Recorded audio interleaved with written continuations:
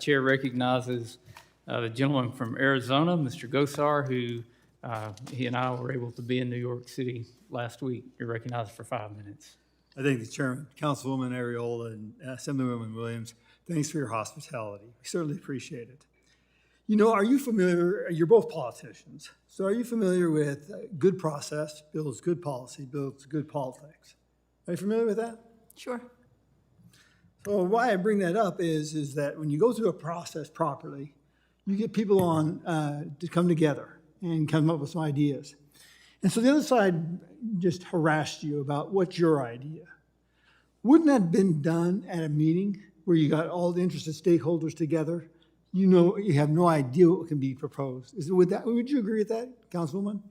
I would agree that if more people were included in the conversation, there could have been a better solution. Do you agree with that, Assemblywoman? 100%.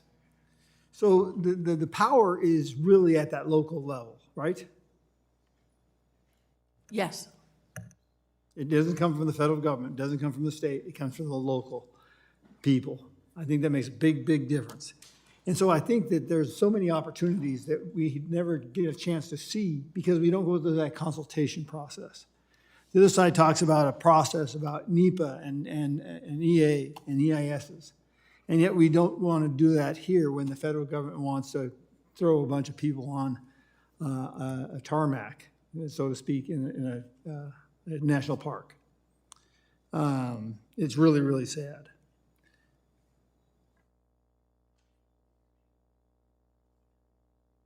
One of the things I wanted to ask you is that you saw a lot of this rigmarole going on and you're attacked.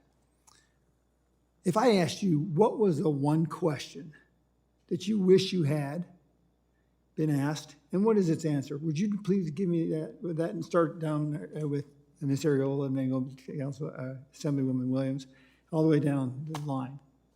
Go ahead, Lisa.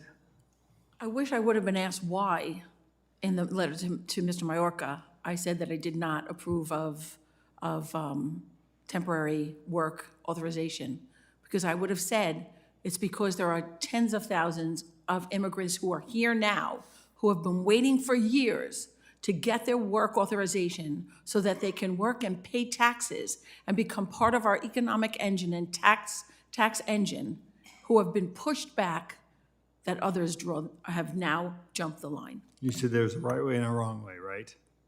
Thank you. Yes, Ms. Williams. I agree with what my colleague said.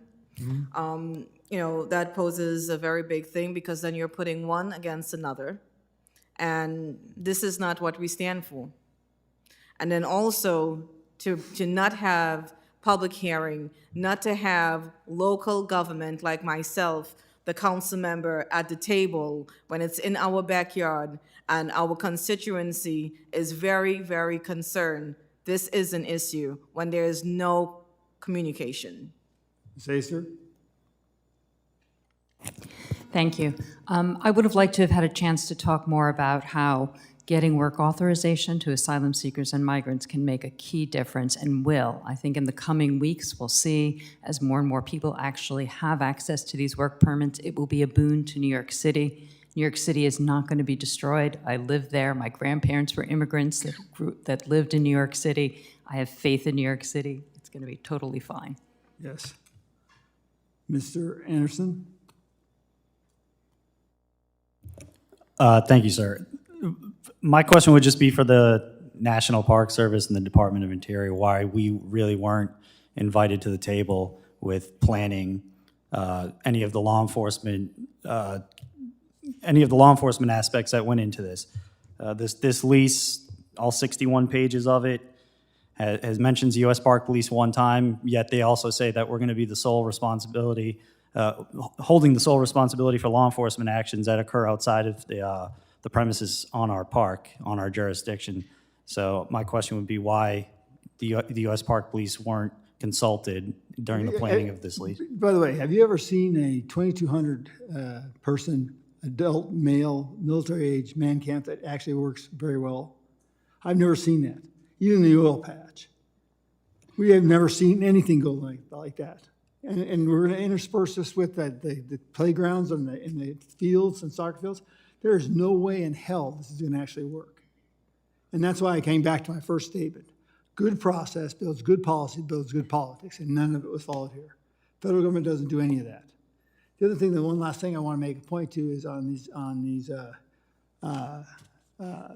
work permits. Remember, these people are going to the front of the line. And so what ends up happening, you have people coming here legally. They should have the first say in that aspect. And a lot of these people have been waiting over months, years to try to get these work permits. So when you see people going to the front of the line, wrong answer.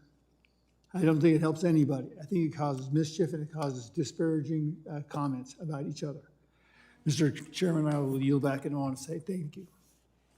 Gentlemen, as time has expired, the chair recognizes the ranking member. Mr. Grajala, you're recognized for 5